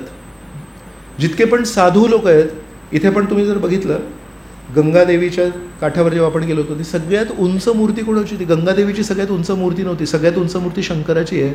आणि हरिद्वार ऋषिकेश ही तपोभूमी आहे की भोगभूमी आहे? सो भोगभूमी म्हणजे काय? गोवा, जिथे इंद्रियांसाठी सगळी सामग्री ठेवली आहे. आणि हरिद्वार ऋषिकेश काय आहे? तपोभूमी आहे. पण या तपोभूमीमध्ये सगळ्यात मोठा जो स्टॅच्यू आहे, किंवा ठिकठिकाणी किती वेळा शंकराचं बघितलं, कोणाचं शंकर, पण शंकर स्वतः गृहस्थ आहेत की वैरागी आहेत? तर खूप महत्त्वाची गोष्ट आहे की साधारणपणे इंजिनियर लोक डॉक्टरचा फोटो कधी लावणार नाही आपल्या. आणि डॉक्टर लोकांच्या जर क्लिनिकमध्ये गेले, खूप मोठ्या इंजिनियरचं सायंटिस्टचं नाही, ते डॉक्टरचं लावणार. तर प्रत्येक क्षेत्रामध्ये त्या क्षेत्रामध्ये जो एक्सपर्ट आहे, जर कुठल्या क्रिकेटरच्या घरी गेले तर तो कुठल्या फिल्म स्टारचा फोटो तो सचिन तेंडुलकरचा लावणार, आणि कुठल्या फिल्म स्टारच्या घरी गेले तर तो दुसऱ्याचा कोण. सो जनरली गृहस्थ लोक आहेत, ते गृहस्थ लोकांकडून प्रेरणा घेतात. आणि जनरली संन्यासी लोक आहेत, वैरागी लोक आहेत, ते वैरागी लोकांकडून. कोणाच्या ब्रह्मचार्याच्या रूममध्ये जर गेले तिथे कोणातरी संन्यासाचा फोटो असतो. पण एकमेव व्यक्ती गृहस्थ आश्रमामध्ये आहेत, ते आहे शंकरजी, ज्यांचा फोटो, ज्यांचं चित्र, ज्यांचे प्रतिमा सर्व वैरागी लोकांच्या रूममध्ये किंवा तपोभूमीमध्ये असते. म्हणजे काय स्थान आहे बघा शंकरजींचं. तर जरी गृहस्थ आश्रमात आहेत, पण त्या गृहस्थ आश्रमाचे जे काळी बाजू आहे किंवा दुर्गुण आहेत, त्याचं आसक्ती त्यांना अजिबात नाही आहे. मग काल पण आपण याच्यावर चर्चा केली, त्यांच्याकडे राहायला जागा नाही आहे, पण त्यांच्याकडे त्यांची पत्नी कोण आहे? या पूर्ण जगावर नियंत्रण करणारी दुर्गादेवी. म्हणजे शक्ती अमाप आहे, पण त्या शक्तीचा ते कधी वापर नाही करत स्वतःसाठी. पण कधी कुठल्या राक्षसाने, कुठल्या असुराने जर तपस्या करायची ठरवली तर तो विष्णूला कधी तपस्या नाही करत. का? कारण विष्णू बाह्य पूजा नाही बघत, विष्णू चेतना बघतात. तर जर एखाद्या असुराने विष्णूला प्रार्थना केली तर ते करत बसेल, मृत्यू होईल त्याचा, पण विष्णू येणार नाहीत, बरोबर. म्हणून हिरण्यकश्यपू आहे, त्याला जर काय पाहिजे तो कोणाला मागणार? ब्रह्मदेवांना मागणार किंवा शंकरजींना मागणार. रावणाला जर काय पाहिजे तो कोणाला मागणार? विष्णूला मागू नाही शकत. विष्णू बाहेर बघतच नाहीत, विष्णूंचा कॅमेरा इकडे असतो. म्हणतो याला कशाला तपस्या करायची आहे? लोकांना त्रास द्यायला तपस्या करायची, तुम्ही कधीच वरदान देणार नाही. पण शंकरजी म्हणतात कमीत कमी हा आलाय तर थासतो. तर शंकरजी अमाप शक्ती आहे. रावणाला जर एवढी शक्ती देऊ शकतात आणि वेगवेगळ्या राक्षसांना, त्यांच्या स्वतःकडे किती शक्ती आहे, पण स्वतःचा राहणीमान आणि स्वतःची शक्ती याच्यामध्ये किती तफावत आहे. तर म्हणून शंकरजी आहेत, जरी गृहस्थ आश्रमात आहेत, पण सर्व संन्यासांचे प्रेरणास्रोत आहेत. तर त्यांचा जो संन्यास आहे तो बाह्य संन्यास नाही आहे, त्यांचा संन्यास आहे आंतरिक. त्यांना कधी कुठल्या गोष्टीचं वाईट नाही वाटत, त्यांचा कोणी मित्र नाही, त्यांचा कोणी शत्रू नाही, ते नेहमी आपलं ध्यानस्थ असतात. आणि या गोष्टीमध्ये तिथून ते निघून का गेले? फक्त एका गोष्टीसाठी, की आता नंदीश्वर जर पुन्हा त्यांनी प्रतिशाप दिला तर त्याच्यामध्ये परमेश्वराला खेचतील, आणि ते त्यांना नको होतं, म्हणून ते तिथून निघून गेले. काही दिवसांनी या तो जो यज्ञ होता तो नंतर मग अनेक हजारो वर्षांसाठी तो यज्ञ झाला, तो संपन्न झाला. मग एक दिवशी पुढे त्यांना वाजपेयी यज्ञ करायचा होता. कधी कधी लोकांचं आडनाव असतं वाजपेयी म्हणून. तर वाजपेयी कोण? एक यज्ञ होता वैदिक काळामध्ये, वाजपेयी यज्ञ. त्याच्यामध्ये जे पारंगत त्यांना वाजपेयी म्हणतात. तर हा वाजपेयी यज्ञ करायचा होता. वाजपेयी यज्ञ केला दक्ष प्रजापतींनी, आणि ती सिस्टम चालू आहे की शंकराला आता काही मिळणार नाही सर्व यज्ञांमध्ये. आणि तो वाजपेयी यज्ञ केल्यानंतर आता त्यांना एक बृहस्पती सव यज्ञ करायचा होता, आणि त्यासाठी खूप मोठी तयारी केली. तो खूप कठीण असतो, पण यांच्याकडे खूप शक्ती आहे, तर यांनी केला तो यज्ञ. आणि सर्व देवी देवतांना पुन्हा एकदा त्यांच्या घरी बोलवलं. आणि आता त्यांची मुलगी सती जी विवाहित आहे शंकराची, ते त्यांच्या सोबत राहते. आकाशामध्ये बघते सगळे वेगवेगळे विमान चाललेत, आणि मुलींना एक माहेरी जायची नेहमी इच्छा असते. तर मग शंकराकडे गेली आणि म्हणाली, असं दिसतंय की माझ्या वडिलांनी एक खूप मोठा यज्ञ आयोजित केला आहे. आणि बघा ते देवी देवता चाललेत, हे देवी देव असे एक एक विमानं जात होते दक्ष प्रजापतीच्या घराकडे. तर म्हणाले एका मुलीला आई, तिच्या बहिणी आणि तिच्या वडिलांशी तर प्रेम असतंच, तर कृपया मला तुम्ही परवानगी देणार का? आणि परवानगी देण्यापेक्षा ठीक आहे त्या दिवशी जे काही झालं ते झालं, पण आपण दोघं मिळून गेलो तर उत्तम. पण शंकराचा चेहरा बघून एक त्यांना माहिती आहे की जे काही त्या दिवशी झालं ते चांगलं नाही झालं. त्यामुळे जरी तुम्ही नाही आलात पण मला तरी परवानगी द्या. तुम्ही तर खूप ग्रेट आहात हो, पण मी तर साधारण आहे. हे सगळे भागवतातले श्लोक सांगतोय, कोणाला वाटू नये की प्रभूजी स्वतःचे काही मत सांगतायत म्हणून क्लॅरिफाय केलं. एक एक शब्द मी जे बोललो आहे ते भागवतातले हे अध्याय क्रमांक 2, 3, 4, 5 जर वाचले तर हे सगळे श्लोक आहेत तिथे. म्हणजे मी ना निर्बुद्ध आहे, मी थोडी शारीरिक स्तरावर आहे, तर मला आईशी, बहिणींशी, वडिलांशी अजूनही आसक्ती आहे. तर कमीत कमी मला तरी परवानगी द्या. तुम्ही म्हणाल की आपण नाही जायला पाहिजे, जिथे आपलं जुळत नाही आहे तिथे नाही जायला पाहिजे. पण मी असं ऐकलं आहे की गुरूंच्या घरी, वडिलांच्या घरी, मित्राच्या घरी आपण आणि गुरु, पती, मित्र आणि अजून एक श्रेणी म्हणतात, या 4 जणांच्या घरी आपण न विचारता आपण जाऊ शकतो. तर यांना सतीला आमंत्रण नाही पाठवलं यावेळेस. तर म्हणून ती एक एक गोष्ट सांगते, स्वतःहूनच सांगते की मला जाण्याची परवानगी द्या. जर शंकर म्हणाले पण आपल्याला आमंत्रितच नाही केलं तर मग कशाला जायचं आहे तुला? तर म्हणतात की नाही, वडिलांच्या घरी जाऊ शकतो आपण, गुरूंना पण भेटायला जाऊ शकतो, तसं हे नियम आहेत काही. तर असं करत करत करत त्यांनी हे सगळं विनवण्या शंकरासमोर ठेवल्या. शंकरांनी सगळं काही ऐकून घेतलं. आणि भागवतामध्ये एक तो श्लोक आहे त्याच्यामध्ये म्हणतात, शंकर जरी शांत विग्रह आहेत आणि निर्वैर आहेत, पण त्या क्षणी त्यांना उत्तर द्यायचं होतं तेव्हा त्यांना सगळं लक्षात राहिलं की दक्ष प्रजापतींनी त्यांचा काय काय अपमान केला होता. जरी त्यांनी त्या अपमानावर काही ॲक्शन नाही घेतली आहे, त्यांनी प्रतिकार नाही घेतला आहे, पण ते काही असे मूर्ख नाही आहेत की ते विसरले आहेत, त्यांना मनात ते आहे. पण आता ते प्रतिक्रिया काय देणार आहेत ते आता आपण ऐकूया. तर म्हणाले, सती तू जे म्हणतेस ते सगळं बरोबर आहे की आपल्या वडिलांच्या घरी जर मोठा कार्यक्रम असतो तर प्रत्येक मुलीला माहेरी जायची इच्छा असते. पण तूच विचार कर, जर आपण एखाद्या ठिकाणी चाललो आहे जिथे आपल्या पतीला सन्मान नाही आहे, जिथे आपल्या पतीची गरज, शंकरजी म्हणतात माझं काय चूक होती, मी काहीच नव्हतं केलं. आणि शंकरजी म्हणतात मी सदैव परमेश्वरावर ध्यान करत होतो. स्वतःच्या तोंडाने स्वतः म्हणतात की मी सदैव परमेश्वरावर ध्यान करत असतो. आणि म्हणतात वेदांमध्ये जे नमस्कार करायला सांगितलं आहे एकमेकांना, तर म्हणतात तो नमस्कार कोणालाही माहिती आहे का तुला? आपण त्या व्यक्तीला नमस्कार नाही करत, जसे जसे आपण आध्यात्मिक दृष्टीने प्रगत होतो तसं तसं आपण बघतो या व्यक्तीच्या हृदयामध्ये परमात्मा आहेत. आपली जेव्हा चेतना भौतिक असते तेव्हा आपल्याला हे नाही माहिती की सर्वांच्या हृदयामध्ये परमात्मा आहेत. म्हणतात पण जसं जसं आपण प्रगत होतो, जसं जसं आपण सुसंस्कृत होतो तसं कळतं या व्यक्तीचे जे काही गुण आहेत त्याला परमेश्वराचा जर आशीर्वाद असेल तरच तो काहीतरी करू शकतो. तर ॲक्च्युली आपण जेव्हा एकमेकांना नमस्कार करतो तेव्हा त्या व्यक्तीला नाही करत, आपण त्या व्यक्तीच्या हृदयामध्ये स्थित परमात्म्याला नमस्कार करतो. तर म्हणून शंकरजी म्हणतात सतीला, सगळेजण जेव्हा नमस्कार करतात, जेव्हा उभे राहतात, जेव्हा म्हणतात नमस्कार, तेव्हा त्या व्यक्तीच्या हृदयातल्या परमात्म्याला करतायत. त्या परमात्म्याला मी क्षणोक्षणी, प्रत्येक क्षणी नमस्कार करतोय. मला खरोखर सगळ्यांच्या समोर एक औपचारिकता म्हणून स्थानावरून उभं राहणं आणि नमस्कार करण्याची गरज होती का मला? जे क्षणोक्षणी परमेश्वरावर मनन नाही करत आहेत त्यांना हे सगळे नियम लागू होतात की जर कोणी येतं तेव्हा नमस्कार करा. मी जर सदैव ते करत असतो तर मला ते नियम लागू होतात का म्हणून? मग तेव्हा शंकरजी म्हणतात की जमिनीवर चालणारे जे लोक आहेत त्यांच्यासाठी काही नियम आहेत आणि आकाशातून जाणारे जे लोक आहेत त्यांना ते नियम लागू होतात का? जसं आपण जेव्हा गाडी चालवतो, red signal, green signal, yellow signal, ते आपल्याला गाडी, पण ते सिग्नल जर वरून तेव्हा विमान जात असेल तर विमानाला लागू होतात का ते नियम? विमानाचे वेगळे नियम आहेत. तर शंकरजी ही उपमा देतात आणि म्हणतात जे या जगामध्ये राहणाऱ्या लोकांचे जे नियम लागू होतात ते माझ्यावर लागू नाही होत. माझं स्थान वेगळं आहे, माझं ध्यान वेगळं आहे. पण तुझ्या वडिलांनी काय केलं, मला बाह्य गोष्टींनी मोजमाप केला आणि माझे काहीही चूक नसताना सगळ्यांसमोर मला अपमानित केलं.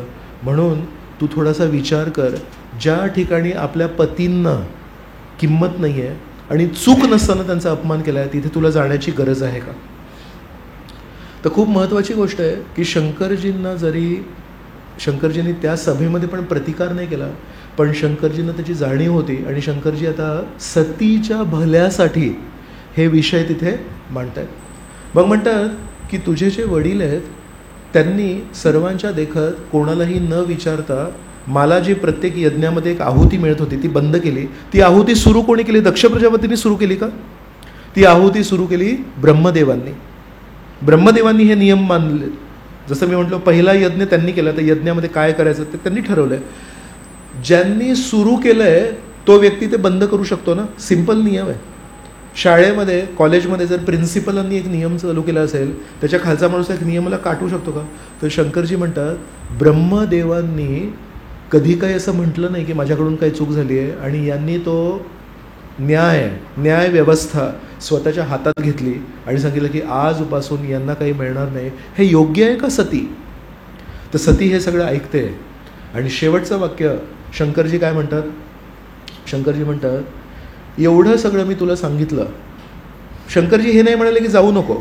शंकरजी त्यांना विचार करण्यासाठी बद्ध करतायत. तू विचार कर हे जाणं योग्य आहे की नाही. आणि एवढं सगळं झाल्यानंतर शेवटचं म्हणतात जर माझी अवज्ञा करून न ऐकून जर तू गेलीस तर मी तुला सांगू शकतो यावेळेस पुन्हा एकदा खूप मोठा तिरस्कार होऊ शकतो माझा. आणि तुझं माझ्यावर किती प्रेम आहे ते मला माहिती आहे. तो तिरस्कार ऐकून तुझी जवळजवळ मृत्यूसारखी परिस्थिती होईल. एवढं शंकरजी सांगतात आणि मग निघून जातात तिथून. आता सतीवर मग वर्णन केलं आहे. तर सती म्हणते काय करू. मग ती अशी चालते आणि तिला ते राहावे ना की मला तिथे जायचं आहे म्हणून. मग कोणालाही न सांगता कोणाचीही परवानगी न घेता पुन्हा एकदा शंकराला म्हणत नाही की जाऊ द्या हो थोडं, काही नाही, स्वतः एकटी निघायला लागते. तर शंकराचे 2 अनुयायी असतात. एकाचं नाव मणिमन आणि एकाचं नाव मद. हे दोघं म्हणतात अरे मालकीनबाई चालल्या आणि मालकांनी तर सांगितलं होतं नको जाऊ, तर कमीत कमी मालक नाही आहेत, साहेब नाही आहेत, तर आपण तरी जायला पाहिजे. तर हे दोघं थोडे अरे चल रे चल तू चल असं काही लोक सतीसोबत तिथे जातात. मग सती तिथे पोचते. तर जेव्हा तिथे पोचते तेव्हा दक्ष प्रजापती यावेळेस सगळ्यांचं स्वागत करत असतात. पण दक्ष प्रजापती बघतात की सती आली आहे, स्वतःची मुलगी आहे. आणि जेव्हा शंकराचा तिरस्कार करत होते तेव्हा म्हणाले ही तर किती सुंदर आहे आणि हिचे तर हरिणीचे डोळे आहेत आणि कुठे मी वानराच्या डोळ्याचं मरकट लोचनाशी लग्न केलं. बरोबर. आज तीच हरिणीचे डोळे असणारी माझी प्रिय मुलगी, अरे काय माझं हे परमेष्ठीचं मी ऐकलं आणि माझ्या चांगल्या सुसंस्कृत मुलीला मी या अस्वच्छ व्यक्तीशी लग्न केलं. तेव्हा तर ती स्तुती झाली होती सतीची. तीच सती जेव्हा आपल्या पतींचे अवज्ञा करून आज त्यांना भेटायला आली आहे, आता ते प्रेम कुठे गेलं? आज तिच्याकडे पूर्णपणे दुर्लक्ष केलं, तिच्याकडे बघितलं पण नाही. मग सतीच्या आईनी बघितलं की अरे माझी मुलगी आली आणि त्यांना पण इतिहास माहिती आहे. तर त्यांना माहिती आहे की सतीने एक धोका पत्करला आहे. तर आई धावत धावत गेली आणि आपल्या मुलींना म्हणजे सतीच्या बहिणींना घेऊन गेली आणि आईनी आणि बहिणींनी केवळ सतीचं स्वागत केलं आणि सतीला लक्षात आलं आहे. तर सतीने बघितलं मला इथे कोणीही स्वागत करायला नाही आहे. इतकेच काय तर माझी स्तुती करणारे माझे वडील पण मला इथे स्वीकार नाही करत आहे. तर याच्यावरून काय लक्षात येतं? याच्यावरून लक्षात येतं सतीची ती काही जी स्तुती चालू होती ती सतीची स्तुती नव्हती. कॉन्ट्रास्ट करायला लागतो ना की तू किती खालच्या पातळीचा आहे की. तर त्याच्यासाठी कॉन्ट्रास्टसाठी त्यांनी स्वतःच्या मुलीला वापर केला होता. त्यांना मुलीशी प्रेम नाही आहे, त्यांना प्रेम आहे फक्त स्वतःच्या गर्वाशी. तर एका तमोगुणी व्यक्तीचे 2 गुण असतात. एक म्हणजे त्याला इतरांप्रती ईर्ष्या असते, इतराची प्रगती झाली तर त्याला ते सहन होत नाही. आणि शंकराचं जे आध्यात्मिक स्थान आहे, आध्यात्मिक दक्षाचं भौतिक स्थान आहे. दक्ष भौतिक दृष्टीने खूप मोठे स्थानावर आहेत आणि त्यांना मान सन्मान मिळतो समाजामध्ये. आणि शंकराचं स्थान काय? शंकराचं आध्यात्मिक स्थान आहे. म्हणून साधारणपणे भौतिकवादी लोक ज्यांना समाजामध्ये खूप प्रतिष्ठा असते त्यांना आध्यात्मिक दृष्टीने जो प्रगती व्यक्ती आहे त्याला नमस्काराला जड जातं. कारण त्याला वाटतं माझ्याकडे पैसे आहेत म्हणून लोक मला नमस्कार करतात, याच्याकडे तर पैसे पण नाहीत, याला कशाला लोक नमस्कार करतात. सो जे लोक संन्यासांना नमस्कार करतात जे लोक साधूंना नमस्कार करतात त्या व्यक्तींना नेहमी जे भौतिकवादी लोक आहेत ते मूर्ख समजतात, म्हणतात नमस्कार करायचं मला कर, मी काहीतरी आशीर्वाद देईन. तर जर सत्ता असेल, जर पॉवर असेल, त्या लोकांना विशेष आध्यात्मिक दृष्टीने जे प्रगत भक्त असतात त्यांच्याप्रती मान सन्मान करायला खूप जड जातं. ती पाठ तिथे वाकत नाही. का म्हणजे याच्याकडे पैसे नाही आहेत, याच्याकडे नाव नाही आहे, याच्याकडे काही मोठी पोझिशन नाही आहे, याला एवढे लोक का नमस्कार करतात, तिथे दुखतं ते. तर दक्ष प्रजापतीला तेव्हा ते दुखत होतं की या शंकराकडे बाह्य दृष्टीने काहीच नाही आहे तरी हे लोक का सन्मान करतात. मग त्यासाठी वापर केला त्याने. तर म्हणून एक आहे ईर्ष्या आणि दुसरं आहे की स्वतःकडे जे आहे त्याच्याप्रती अभिमान. आणि दक्ष प्रजापतीकडे पण ह्या दोन अवगुणांचा भरमसाठ साठा होता. स्वतःचे त्याची जी भौतिक पोझिशन आहे त्याच्याप्रती त्याचा अभिमान होता आणि शंकर जे आध्यात्मिक दृष्टीने प्रगत आहे त्याच्याप्रती ईर्ष्या होते. तर आज तो अभिमान आणि ती ईर्ष्या बाहेर आली. सतीला त्यांनी पूर्णपणे दुर्लक्ष केलं. सतीने ते बघितलं आणि सतीला एक एक शंकराचे वाक्य पुन्हा एक एक लक्षात आले. शंकरांनी मला सांगितलं होतं की तिथे जाऊ नको, तिथे अपमान होईल. आणि मग तेव्हा सतीला लक्षात आलं की आज एक तर काय झालं, माझ्या पतींनी मला सांगितलं होतं जाऊ नको, तर मी पतींशी पण माझं नातं तोडलं. आज जर मी आता परत गेली तर पती मला विचारतील मी तुला सांगितलं होतं जाऊ नको तरी तू गेलीस, आता मी पतींना काय म्हणू, आणि इथे पण माझं गेलं. तर त्यांना ते इतकं वाईट वाटलं. तर सती तेव्हा दक्ष प्रजापतींना उद्देशून सांगते, तुम्ही शंकराला कधी ओळखूच शकणार नाही. मी माझ्या पतींना ओळखते, आजपर्यंत त्यांनी एका पण व्यक्तीला कधी वाईट शब्द नाही वापरला आहे. उलट मी माझ्या पतींना बघते, कोणामध्ये इतके सारे दुर्गुण असतील आणि एक छोटासा जर चांगला सद्गुण असेल तर माझे पती नेहमी त्या छोट्याशा सद्गुणाला वाव देतात आणि सर्व दुर्गुणांना दुर्लक्ष करतात. आज तुम्ही अशा परिस्थितीला पोचले आहात, जो सगळ्यांमध्ये चांगलं बघतो त्या व्यक्तीच्या जिथे चूक पण नव्हती त्या एका गोष्टीला तुम्ही इतका मोठं केलं आहे आणि ते इतकं मोठं करून त्याला सगळ्यांच्या समोर तुम्ही अपमानित केलं आहे. तुम्ही सगळ्यात दुर्भाग्यशाली व्यक्ती आहात. ज्या व्यक्तीने आजपर्यंत कधी कोणाचं वाईट नाही केलं त्याच्यावर तुम्ही सगळा मोठा आरोप केला आणि त्याचं नाव खराब केलं आणि त्याच्यावर तुम्ही एक त्याला परमनंटली त्याला एक शिक्षा दिली की आता तुला यज्ञामध्ये काही मिळणार नाही. तर म्हणतात कधी कधी मी जेव्हा माझ्या पतींच्या जवळ बसते तेव्हा पती मला कधी कधी म्हणतात दाक्षायणी म्हणतात. तर सतीला जसं आपण प्रिथा वरून पार्थ, बरोबर, तसं दक्षाची मुलगी म्हणून दाक्षायणी. तर कधी कधी प्रेमाने शंकरजी दाक्षायणी म्हणायचे. पण ही जेव्हा घटना झाली शंकरजींच्या अपमानाची, त्या अपमानाच्या घटनेनंतर जेव्हा जेव्हा शंकरांनी त्यांना दाक्षायणी म्हटलं तेव्हा सतीला ते खूप वाईट वाटायचं. का तर त्याच्यामध्ये दक्ष प्रजापतींचं नाव पेरलेलं आहे, ओवलेलं आहे. तर तेव्हा दक्षायणी सती ही आपल्या वडिलांना सांगते, मागच्या वेळेस जी घटना झाली त्या घटनेनंतर जेव्हा जेव्हा माझ्या पतींनी मला दाक्षायणी म्हटलं तेव्हा ॲक्च्युली मी लज्जित झाली, मला वाईट वाटलं. तरी पण मी आज तुम्हाला भेटायला आली, पण तुम्हाला तुमचा अभिमान, तुमची ईर्ष्या जास्ती महत्त्वाची आहे. आज मला लक्षात आलं की हे जे शरीर आहे ना हे शापित शरीर आहे, कारण तुमच्यासारख्या व्यक्तीशी या शरीराचा संबंध आहे. तर मी आज एक विचार करते की मी या शरीराला त्यागते. जर मी परत गेली तर मला ते सहन होणार नाही आणि इथे तुम्ही जे माझ्यासोबत वागताय ते मला सहन होणार नाही. तर म्हणून सती कोपऱ्यात गेली, उत्तर दिशेला बघून बसली. तिने भगवे कपडे घातले. भगवे कपडे त्यागाचं प्रतीक आहेत. तर म्हणाले आता त्यागाची वेळ आली. तिने भगवे कपडे घातले आणि ध्यानस्थ झाली. आणि काल पण आपण याच्यावर चर्चा केली की जेव्हा कपिल ऋषीवर ते 60,000 मुलांनी आक्रमण केलं तेव्हा महद व्यतिक्रम हतः, कारण त्यांनी व्यतिक्रम केलं म्हणून त्यांच्या शरीरातली जी अग्नितत्व आहे ते वाढलं. तसंच आज सती बसली आणि सतीनी अशा प्रकारे ध्यान केलं की त्यांच्या शरीरातले जे अग्नितत्व आहे ते त्यांनी वाढलं आणि अशा प्रकारे सगळ्यांच्या देखत सती भस्म झाली. सतीने आपल्या शरीरातून अग्नी निर्माण करून भस्म झाली. तरी पण दक्ष प्रजापतीच्या डोळ्यातून एकही अश्रू बाहेर नाही आला. आणि हे सगळं होतं, ती बोलते आता मी भस्म करीन, या शरीराला नष्ट करीन. सगळेजण बघतायत आणि सगळ्याच्या डोळ्यासमोर अग्नी झाली, भस्म झाली. सगळेजण रडायला लागले आणि म्हणायला लागले हा दक्ष प्रजापती आहे खूप मोठा वैष्णव, पण याच्या हृदयामध्ये आतमध्ये दगड आहे की काय. आपल्या मुलीला इतक्या कठीण परिस्थितीमध्ये टाकलं. ती म्हणते की मी जाळीन, पण तिने त्याला थांबवलं पण नाही, आणि जळाली तरी याच्या डोळ्यातून अश्रू नाही आहेत. तर तिथे तात्पर्यामध्ये प्रभुपाद लिहितात, जर आपण या शारीरिक स्तरावर खूप खोल गेलो, म्हणजे भौतिक पैसा पैसा पैसा जर केला, अशी एक परिस्थिती निर्माण होते टोकाची, जेव्हा आपल्या मुलांच्या जीवनामध्ये काय चाललं आहे त्याच्याशी पण आपला संबंध तुटतो. मुख्य गोष्ट असते पैसा, मुख्य गोष्ट असते प्रॉपर्टी, आणि आपण आपल्या मुलांकडे पण दुर्लक्ष करू शकतो. आणि ती बेसिकली भौतिकवाद जो आहे तो आपल्याला जड आहे ना, हे शरीर जड आहे, जड वाद आहे तो, जड गोष्टींकडे आपलं आकर्षण घेतो आहे. आणि मुलांची काळजी घेणं, आपल्या नातेवाईकांची काळजी घेणं, ते आहे संवेदनशीलता. तर संवेदनशीलताला हे विरुद्ध आहे.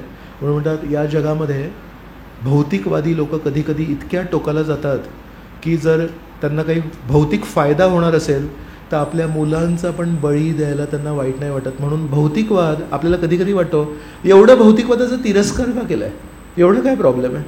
प्रॉब्लेम हा आहे की त्याचा टोक खूप वाईट आहे. इथे हृदयामध्ये एक दगड निर्माण होतो, आणि त्याचा एक्झॅक्टली उलट आहे अध्यात्म. अध्यात्मामध्ये आपण नेहमी पहिल्या दिवसापासून संवेदनशीलता शिकतो. जरी कोणाकडून काही चूक झाली तर आपण चुकीला दुर्लक्ष करून त्याच्यामध्ये काहीतरी चांगला गुण बघून त्याला काहीतरी प्रोत्साहन देणं हे शिकतो. तर अशा प्रकारे सती भस्म झाली. ही बातमी आता बरं, ही बातमी जेव्हा सती भस्म झाली तेव्हा ते होते ना, अनुयायी होते, तर त्यांनी बघितलं तर त्यांना राग आला. तर त्यांनी काय केलं, ते म्हणाले आता आपली मालकीन गेली आणि हे सगळ्या दक्ष प्रजापतीने केलं, इथे हे सगळं विध्वंस करायचं, आता आपल्याला याला सगळं नष्ट करायचं आहे. तर हे जे सगळे फॉलोअर्स होते शंकराचे, त्यांनी अटॅक केला. तो यज्ञ जे चालू होता त्याच्यावर अटॅक केला.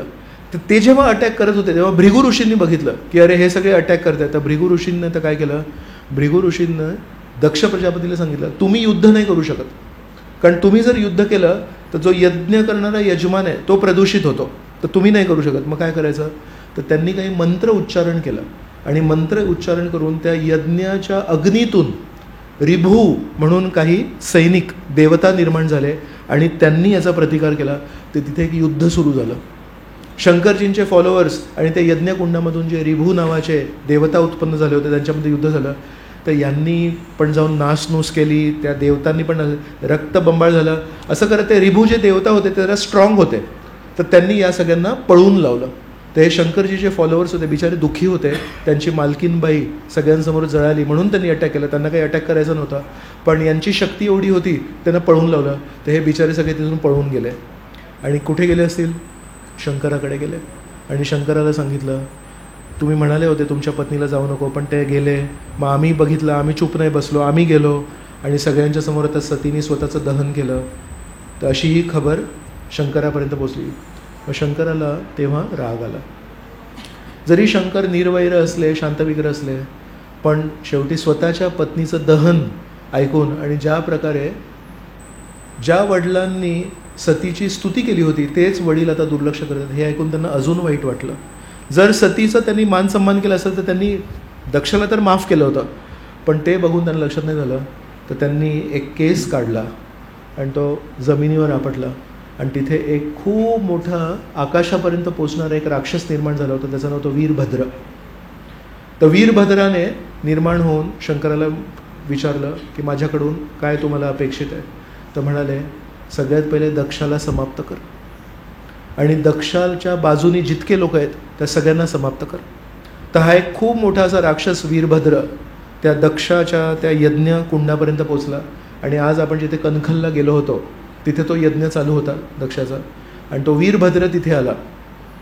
तर आपण या यात्रेमध्ये एक वीरभद्रेश्वर महादेव, उद्या चाललो आहे आपण, वीरभद्रेश्वर महादेव आहेत. तर हे वीरभद्र आहेत, हे जे शंकरांनी निर्माण केले ते तिथे कणखलला पोचले आणि त्यांनी सगळं काही समाप्त करून टाकलं. जेव्हा वीरभद्र येत होता तेव्हा आकाशामध्ये अंधार झाला, आणि त्या यज्ञामध्ये जेवढे देवी देवता बसले होते ते म्हणाले काय अंधार का होतोय, निर्माण होतोय कळत नाही, काय सृष्टी समाप्त व्हायची वेळ आली का. तर एका त्या राक्षसामुळे इतकी परिस्थिती निर्माण झाली, आणि त्यांनी येऊन तिथे सगळ्यांना ते जे यज्ञकुंड होतं ते समाप्त केलं. आणि बेसिकली तिथे काही जे देवता होते त्यांनी जेव्हा दक्ष प्रजापती शाप देत होते तेव्हा त्यांच्या बाजूनी होते. भृगु ऋषींनी पण त्यांच्या बाजूनी केलं होतं. तर भृगु ऋषींना त्यांनी धरलं आणि भृगु ऋषींची पूर्ण जी मिशी आहे आणि दाढी आहे ती पूर्ण खेचून काढली. एक पुष म्हणून एक देवता आहेत, त्यांचे डोळे काढून टाकले. एक भग म्हणून एक देवता आहेत, त्यांनी हसले होते, त्यांचे दात त्यांनी तोडून टाकले. आणि शेवटी दक्ष प्रजापतीला घेतलं आणि दक्ष प्रजापतीला मारण्यासाठी त्यांची मान कापायला गेले. तर ती मान कापली जात नव्हती कारण त्याचं स्थान आहे काहीतरी. मग बघितलं की हे यज्ञकुंडामध्ये ना काही प्राण्यांना मारण्यासाठी एक मशीन ठेवली होती की वर असा एक ब्लेड होता आणि त्याच्यात असं पडला की त्या प्राण्याचं मुंडकं जाणार.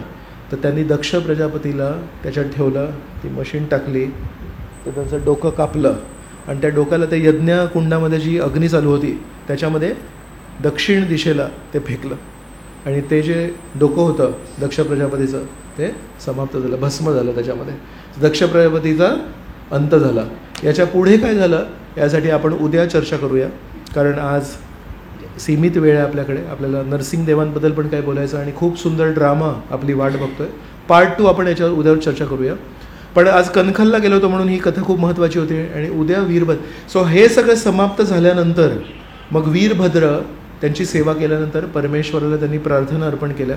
तर ते वीरभद्रेश्वर मंदिर आहे. आज पण जर रेल्वेने तुम्ही आला तर आपण हरिद्वारला उतरलो, हरिद्वारच्या पुढचं स्टेशन आहे वीरभद्र आणि वीरभद्राच्या पुढचं स्टेशन आहे ऋषिकेश.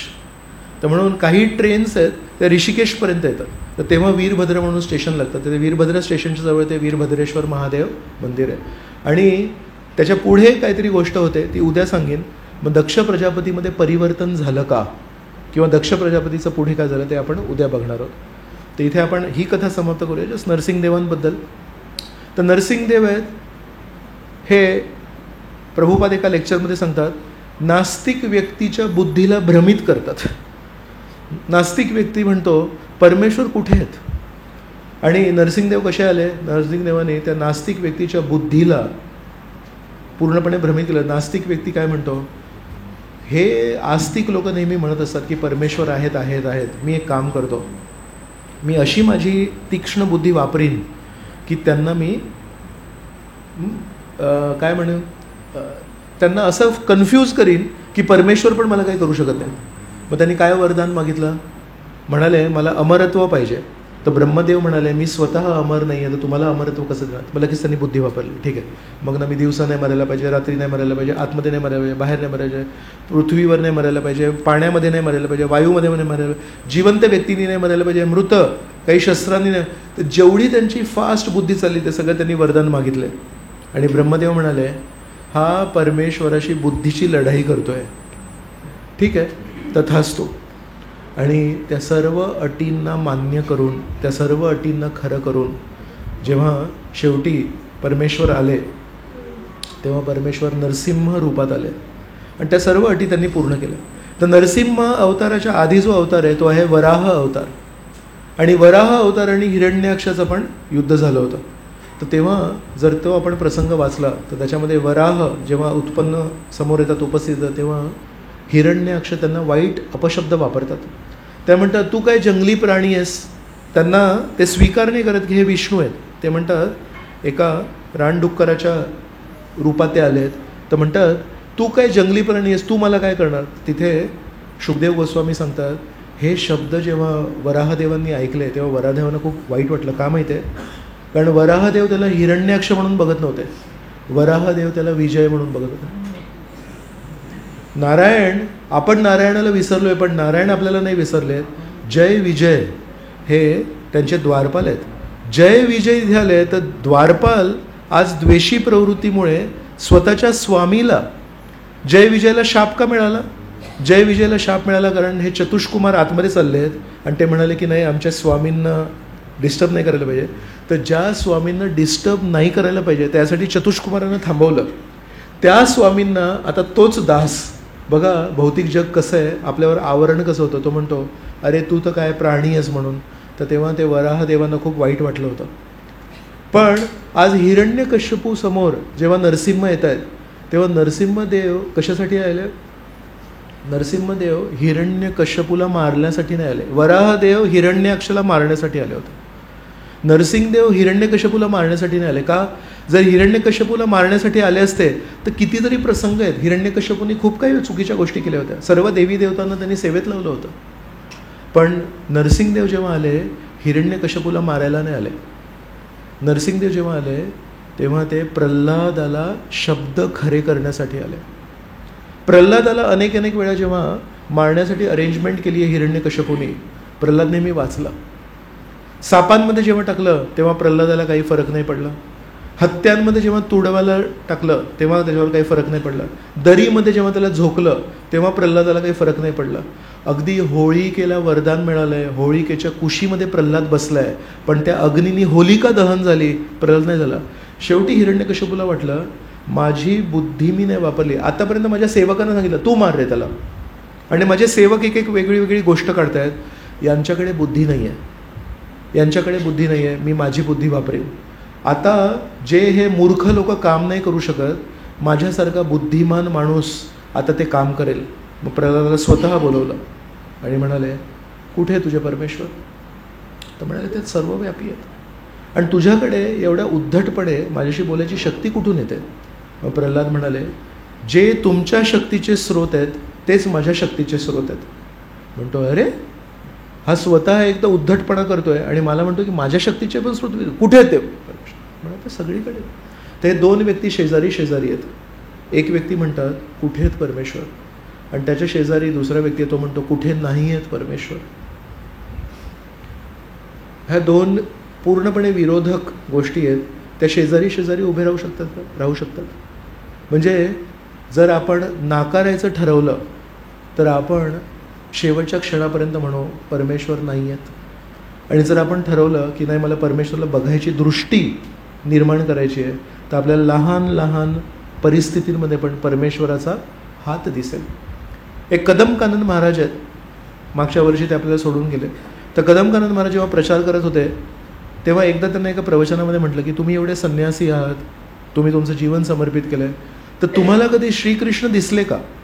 तर तेव्हा कदमकानंद महाराजांनी खूप छान उत्तर दिलं. म्हणाले मला आजपर्यंत श्रीकृष्ण कधी दिसले नाही, पण मला प्रत्येक परिस्थितीमध्ये श्रीकृष्णांचा हात दिसला.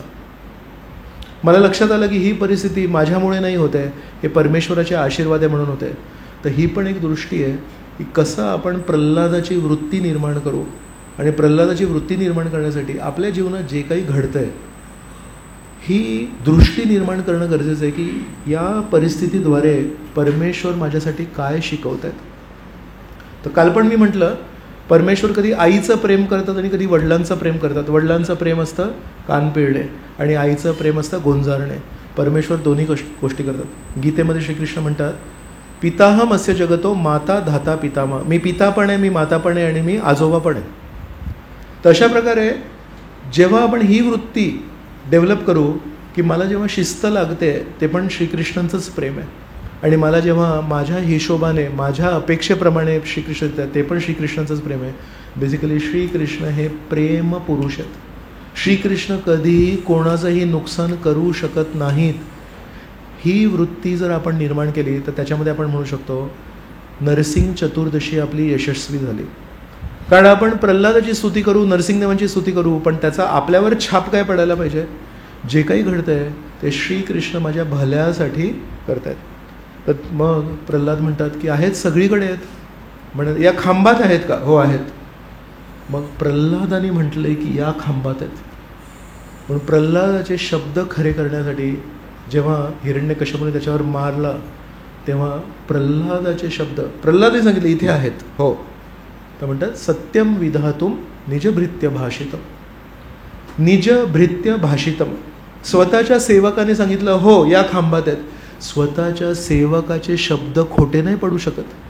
त्या सेवकाच्या शब्दांचा मान ठेवण्यासाठी नरसिंहदेव त्या अद्भुत रूपामध्ये त्या खांबातून प्रकट झाले. तर म्हणून बाकीचे जे अवतार आहेत ते जेव्हा राग करतात किंवा बाकीचे जे अवतार आहेत ते जेव्हा या जगात येतात तेव्हा ते राक्षसांना मारायला येतात. पण नरसिंहदेव राक्षसांना मारायला नाही आले. नरसिंहदेव त्यांच्या भक्ताप्रती जेव्हा कोणीतरी चुकीची वागणूक करतोय त्या भक्ताची रक्षा करायला आले. म्हणून नरसिंहदेवांचा जो राग आहे आणि इतर अवतारांचा जो राग आहे त्याच्यामध्ये एक छोटासा भेद आहे. आणि ही कथा ऐकून, हे प्रसंग ऐकून आपल्याला पण मनन करायला पाहिजे की आपण जर प्रामाणिक भक्त झालो तर आपल्याला स्वतःची रक्षा करण्याची गरज नाही आहे. जर आपल्याला कोणी त्रास देत असेल, जर आपल्याला कोणी मारहाण करत असेल, नरसिंहदेव सगळ्या भक्तांची काळजी करतात. पण तसं होण्यासाठी आपल्याला प्रल्हादासारखं चांगला भक्त बनायला लागेल. प्रल्हादाच्या जीवनामध्ये किती कष्ट आले, पण प्रल्हादाने कधी त्याचा बाऊ नाही केला. जर आपण प्रल्हादाकडून तो गुण शिकलो तर त्या प्रल्हादाला वाचवायला जसे नरसिंहदेव आले होते, तसं आपल्या हृदयामध्ये जो छोटासा प्रल्हाद निर्माण होईल की जे होतंय ते श्रीकृष्ण माझ्यासाठीच करतायत, ती प्रल्हादाची छोटी भावना जर निर्माण केली तर त्या छोट्याशा प्रल्हादाला वाचवण्यासाठी नरसिंहदेव आपल्या जीवनामध्ये पण आपली छोटीशी रक्षा करतील. हे खूप महत्त्वाचं आहे. तर म्हणून नरसिंहदेव जे आले ते हिरण्यकश्यपूला मारायला नाही आले. हा खूप मोठी शिकवण आपल्याला समजून घेतली पाहिजे. ते प्रल्हादाला प्रेम करायला आले. तशी चैतन्य महाप्रभू दक्षिण भारतामध्ये जेव्हा यात्रा करत होते तेव्हा अनेक वेळा नरसिंह मंदिरामध्ये पण जायचे. तर तेव्हा एक प्रार्थना बोलायचे. ते म्हणतात, उग्रोपी अनुग्र एवायम स्वभक्तानाम नरकेशरी. म्हणतात की नरसिंहदेवांना जेव्हा आपण बघतो तेव्हा ते उग्र दिसतात, खूप खूप भयानक दिसतात. म्हणतात उग्रोपी अनुग्र एवायम. ॲक्च्युली ते अनुग्र आहेत, ते खूप प्रेमळ आहेत. आणि त्यासाठी आपल्याला उपमा काय देत आहेत, म्हणतात स्वभक्तानाम नरकेशरी. केशरी म्हणजे सिंहीण. तर म्हणतात सिंहीण असते, तिला बघून खूप भीती वाटते, तिचा तो चेहरा भयानक वाटतो, पण स्वतःच्या मुलांसाठी ती सिंहीण कधी भीती निर्माण नाही करत. तर म्हणतात कधी पण कुठल्या भक्तांनी जेव्हा परमेश्वराला, नरसिंहदेवांना बघितलं तर आपल्याला भीती नाही वाटायला पाहिजे. केशरी इव स्वपोतानाम अन्येषाम उग्र विक्रम. तर सिंहीण स्वतःच्या मुलांना नेहमी चाटते आणि त्यांना प्रेम देते. तसंच नरसिंहदेवांनी जेव्हा हिरण्यकश्यपूला फाडलं, हिरण्यकश्यपूला जेव्हा मारलं तेव्हा खूप क्रोधित होते. तर तो क्रोध कशाचा होता? हिरण्यकश्यपूला मारल्याचा नव्हता. हा होता या हिरण्यकश्यपूने या प्रल्हादाला इतका छळ केला, ते स्मरून नरसिंहदेव जरी हिरण्यकश्यपूचा मृत्यू झाला तरी पण खूप क्रोधित होते. आणि त्या क्रोधाच्या अवस्थेमध्ये ब्रह्मदेव पण जवळ जाऊ नाही शकले, शंकरजी पण नरसिंहदेवांच्या जवळ जाऊ नाही शकले. इतकंच काय तर लक्ष्मी देवी पण त्यांच्या जवळ जाऊ नाही शकले. मग सगळे म्हणतात की अहो लक्ष्मी देवी तुम्ही तर अर्धांगिनी आहात. म्हणतात मी अर्धांगिनी आहे, पण या इतक्या उग्र रूपामध्ये मी बघितलं नाही. मग या अतिशय उग्र रूपामध्ये त्यांची पत्नी पण त्यांच्या जवळ जाऊ शकत नाही आहे. कसं करणार? तर कुठल्या कारणासाठी आले? हिरण्यकश्यपूला मारायला नाही आले, प्रल्हादाला प्रेम करायला आले. प्रल्हादाला पुढे केलं. तेव्हा प्रल्हाद पुढे जातात. जिथे लक्ष्मीदेवी फेल झाली, जिथे शंकरजी फेल झाले, जिथे ब्रह्मदेव फेल झाले आणि बाकी सगळे देवी देवता दुरूनच थरथर कापत होते, तिथे 6-7 वर्षांचा हा निरागस मुलगा समोर गेला आणि म्हणाला, हे नरसिंह, तुम्ही किती कृपाळू आहात, तुम्ही किती दयाळू आहात. आणि जसे नरसिंहदेवांच्या समोर प्रल्हाद गेले, प्रल्हादाला त्यांनी आपल्या मांडीवर बसवलं. आणि जशी एक सिंहीण आपल्या छाव्यांना चाटून प्रेम करते, तसं नरसिंहदेवांनी त्यांना चाटलं. तर अशा प्रकारे नरसिंहदेव हे खूप प्रेमळ आहेत, खूप प्रेमळ व्यक्ती आहेत. पण बाकीचं जग जेव्हा नरसिंहदेवांना बघतं तेव्हा त्यांना भीती निर्माण होते. पण आपल्या सर्वांना नेहमी नरसिंहदेवांना बघून एका आईची आठवण व्हायला पाहिजे की ही सिंहीण आहे जी आपल्या सर्वांना खूप प्रेम करते आणि खूप आपल्याला सुरक्षित ठेवते. तर आपण जेव्हा प्रार्थना करतो, नरसिंह आरती गातो, तेव्हा त्याच्यामध्ये एक ओळ गातो, बहिर नरसिंह हृदये नरसिंह. ती खूप महत्त्वाची ओळ आहे आपल्यासाठी. बहिर नरसिंह जेव्हा म्हणतो तेव्हा आपण म्हणतो की बाहेरच्या जगामध्ये जर माझ्या भक्ती मार्गामध्ये काही अडचणी येणार असतील तर कृपया माझी तुम्ही रक्षा करा. आणि हृदय नरसिंह म्हणतो ती त्याच्यापेक्षा खूप खोल गोष्ट आहे. हृदय नरसिंह म्हणजे काही माझे शत्रू आहेत, ज्यांना मी शत्रू समजतो ते बाहेर आहेत. मी जेव्हा चॅन्टिंग करतो तेव्हा ते अडथळा निर्माण करतात. बरेच काही अडथळे आहेत बाहेर. पण दुसरं जे हृदय नरसिंह आहे ते खूप खोल आहे. हृदय नरसिंह आहे, जसे काही लोक माझ्या भक्ती मार्गामध्ये अडचणी निर्माण करतात बाहेर, त्याच्यापेक्षा काही खोल अडचणी माझ्या स्वतःच्या हृदयामध्ये आहेत. तर काम, लोभ, मद, माया, मत्सर्य हे जे आहेत हे आपल्या हृदयामध्ये स्थित आहेत. म्हणून नरसिंहाची प्रार्थनेमध्ये त्या आरतीमध्ये दोन्ही गोष्टी आहेत. बहिर नरसिंहो हृदय नरसिंहो यतो यतो यामी ततो नरसिंहो. त्याच्यामध्ये 2 प्रार्थना आहेत. बाहेरच्या शत्रूंपासून तुम्ही मला वाचवा ते म्हणणं खूप सोपं आहे, पण जो खरा भक्त असतो तो म्हणतो बाहेरच्या शत्रूंपासून वाचवा किंवा नाही वाचवा ते सांगायची गरज नाही, तो तुम्ही वाचवणार. पण तुम्ही कदाचित माझ्या विनंतीची वाट बघाल की मी तुम्हाला म्हटलं आहे का की माझ्या हृदयांमध्ये जे माझे शत्रू आहेत त्यांना पण तुम्ही मारून टाका. ही प्रार्थना आपण जेव्हा करू तर ती खरी नरसिंह आरती होते आणि ती खरी नरसिंह चतुर्दशी होते. तर आपण कधीतरी एकदा नरसिंहदेवांना ही पण प्रार्थना केली पाहिजे की अनेक वेळा मी विचार करतो माझा क्रोध माझा शत्रू आहे. लहानशी गोष्ट असते आणि त्या लहानशा गोष्टीमध्ये आपण जेव्हा खूप राग करतो, बळबळ खूप बोलतो, त्याचं कुठपर्यंत जातं ते. जसं दक्ष प्रजापती आहे, लहानशी गोष्ट होती की त्यांनी नमस्कार नाही केला, त्या लहानशा नमस्कार नाही केला, त्या गोष्टीला त्यांनी इतकं मोठं केलं आणि ते कुठपर्यंत केलं. आज आपण समाप्त केलं की दक्ष प्रजापतीला मारून टाकलं, मृत्यू मिळाला त्यांना. जो शांत विग्रह निर्वैर आहे त्या व्यक्तीकडून त्यांना मिळालं. विचार करा लहानशा गोष्टीचं किती मोठं केलं. म्हणून आपल्याला वाटतं छोटासा द्वेष आहे मला या व्यक्तीप्रती छोटासा द्वेष आहे, जास्ती द्वेष नाही आहे, बाकी सगळे हे चांगले आहेत प्रभूजी. ही एक छोटीशी गोष्ट आहे जेव्हा करतात ते मला पटत नाही. फक्त तो छोटासा द्वेष वाढत वाढत आपल्याला कुठे नेईल माहिती नाही. छोटासा राग आपल्याला कुठे नेईल. छोटीशी कामवासना आहे प्रभूजी, जास्ती नाही आहे. मला जास्ती काही नको आहे या जगामध्ये, म्हणजे पूर्ण जग नको आहे, पृथ्वी नको आहे मला. हिरण्यकश्यप कसे एकदम खूप जास्ती कामुक होते. मला छोटे छोटे कामवासना आहेत. पण ते छोटे कामवासना आपल्याला कुठपर्यंत नेतील आणि त्या छोट्या छोट्या कामवासनांना पूर्ण करण्यासाठी आपण काय काय करू आपल्याला माहिती नाही. तर म्हणून नरसिंहदेवांना आपण प्रार्थना करायला पाहिजे. तुम्हाला सगळ्यांना मी प्रश्न विचारतो की प्रल्हादाला मारण्यासाठी अनेक वेळा त्याच्यावर आक्रमण केलं आणि म्हणून प्रल्हादाने परमेश्वरचं स्मरण करून मग नरसिंहदेवाला वाचायला आले आणि आपण नरसिंह चतुर्दशी साजरी करतो आहे आणि खूप छान ड्रामा आपण केला आहे. तर नरसिंह चतुर्दशी निमित्त आपण ड्रामा करतो आहे. मग तुमच्यातून किती लोकांना एखाद्या शत्रूने बाह्य रूपाने आक्रमण केलं आहे? तुमच्यावर कधी कोणी असं काही अस्त्र शस्त्र चालवले आहेत किंवा तुम्हाला घेतलं आणि हत्तींखाली टाकलं आहे किंवा उकळत्या तेलाच्या कढईमध्ये टाकलं आहे आणि तुम्हाला विचारतो की तुम्हाला असं कधी जाणवलं आहे का की अनियंत्रित मन यांनी अनेक वेळा तुमची फसवणूक केली आहे? अनियंत्रित मनाने कधीतरी तुम्हाला एका अशा परिस्थितीत टाकले, तुम्हाला कळतंय की मी चुकतोय पण तुम्ही त्याच्यावर आवरण नाही करू शकले आणि बघता बघता बघता परिस्थिती खूप वाईट झाली. म्हणून ॲक्च्युली जर आपण बघितलं तर ते प्रल्हादाच्या कथेमध्ये प्रल्हादाचे जे शत्रू आहेत ते आपले शत्रू नाहीच आहेत आणि आपले जे शत्रू आहेत ते प्रल्हादाचे शत्रू नाहीच आहेत. प्रल्हादाला ज्यांनी त्रास दिला ते आपल्या जीवनात नाहीच आहेत आणि आपल्याला जे त्रास देत आहेत ते प्रल्हादाच्या जीवनातच नाही आहेत. म्हणून त्या आरतीमध्ये बहिर नरसिंह हृदय नरसिंह.